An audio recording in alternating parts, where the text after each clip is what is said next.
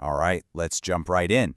We're going to tackle a really fascinating question, one that comes straight out of Chapter 7 of Artificial Agency. Have you ever wondered why some products seem completely impossible one day and then, poof, they're suddenly not just possible, but almost inevitable? What changes?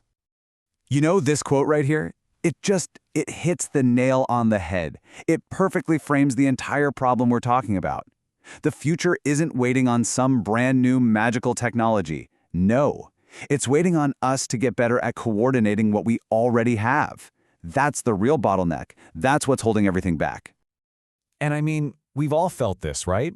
It's that frustrating feeling when you see a brilliant idea. You know for a fact the technology is there to build it, but it just dies on the vine. It never ships. So what's going on?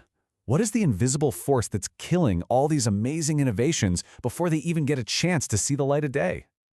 Okay, so let's start by putting a name to the villain in this story. And it's not some evil CEO or a rival company. It's something much more fundamental: the coordination bottleneck. So there's this brilliant economist, Joseph Schumpeter, who had this big idea. He said that true innovation, the really big leaps forward, they don't usually come from inventing something totally new from scratch. Nope, they come from combining existing things in brand new ways. Like, hey, let's take this steam engine and put it on this wheeled cart, and boom, you get the railroad. But that raises the big question, right? How do you even begin to test all those possible combinations? And that's the rub. That's the core of the problem right there. It's not that we lack ideas for new combinations. It's that the cost of just trying, the cost of getting the right people from different teams in a room together, of bridging those organizational gaps, it's just ridiculously, prohibitively expensive. Oh man, just look at this timeline. If you've ever worked in a big company, this probably gives you chills. It's the innovation death march. Week 1, you have a great idea and you just need some input from another team. Easy, right? Wrong. Weeks 2 and 3 are spent just fighting through politics and budgets. By week 4, you're still just trying to schedule a meeting. You finally get that meeting in week 5 and you spend the whole time just explaining the basics. Then, the slow, painful death of async misalignment over the next few weeks. And by week 10, the project is quietly abandoned. Another great idea gone, killed by coordination overhead. So let's put some math to this misery. Here's our villain in formula form. In a typical company, the cost of coordination doesn't just go up a little bit as you add more teams or capabilities, that's N. No, it explodes. It's quadratic, N squared. That means if you double the number of teams you need, the coordination pain doesn't double, it quadruples. This is the brutal math that makes truly innovative, complex products just economically impossible to even try. Okay, so if the old way is fundamentally broken, there has to be a better way, right? Well, there is. Let's pivot and talk about the solution: a completely new way to build. The first step is that we have to completely change how we think about what a product even is. For decades, we've thought of it as the stuff you can see and touch, the features, the interface, the tech stack, but what if that's wrong?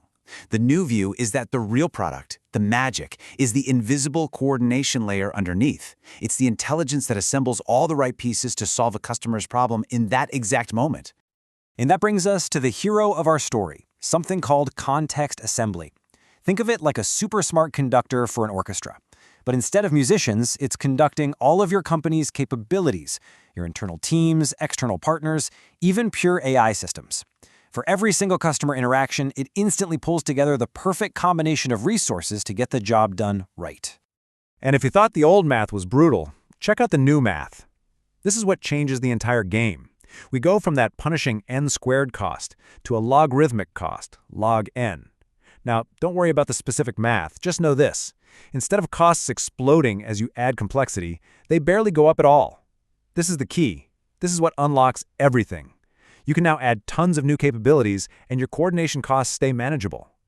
And this chart just says it all, doesn't it? Look at that. On the left, the traditional model, as you get more complex, the cost just skyrockets into oblivion. It becomes totally unviable. But look at the context-oriented model on the right. It stays flat. It's barely even moving.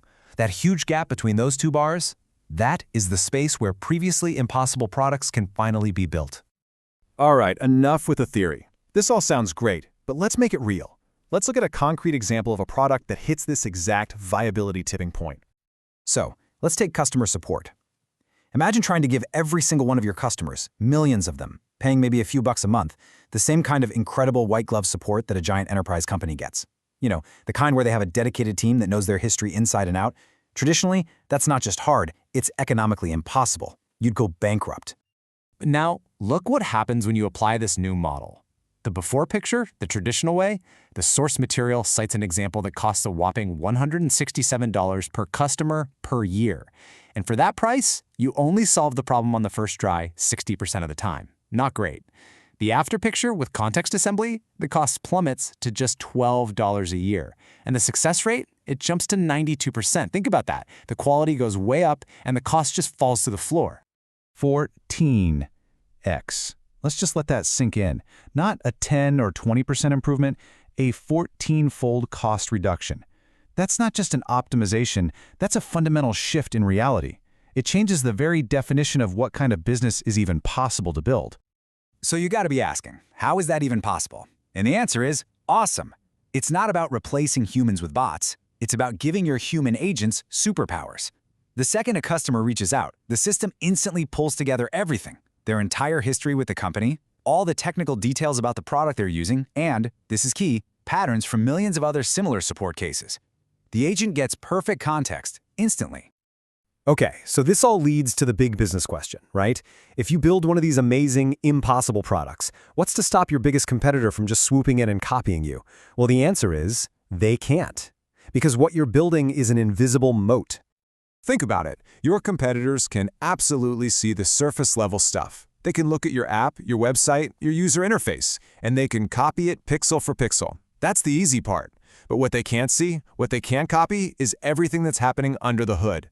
They can't copy your orchestration engine. They can't steal your library of millions of learned customer patterns. They can't replicate the maturity of your entire system.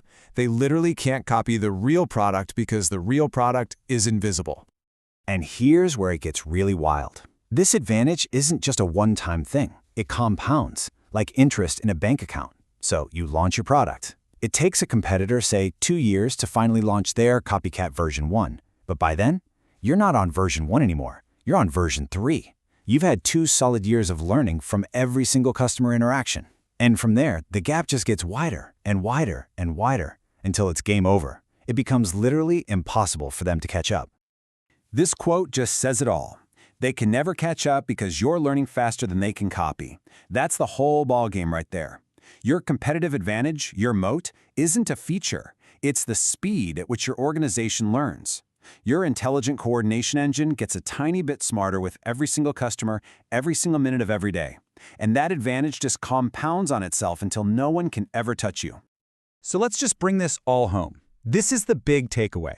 The product is not the thing your customers see.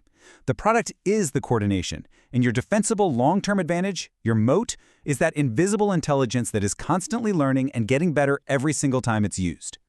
And that really leaves us with just one final massive question. A question for you. Now that we know the old rules are broken, now that the math has fundamentally changed, what impossible product are you going to build?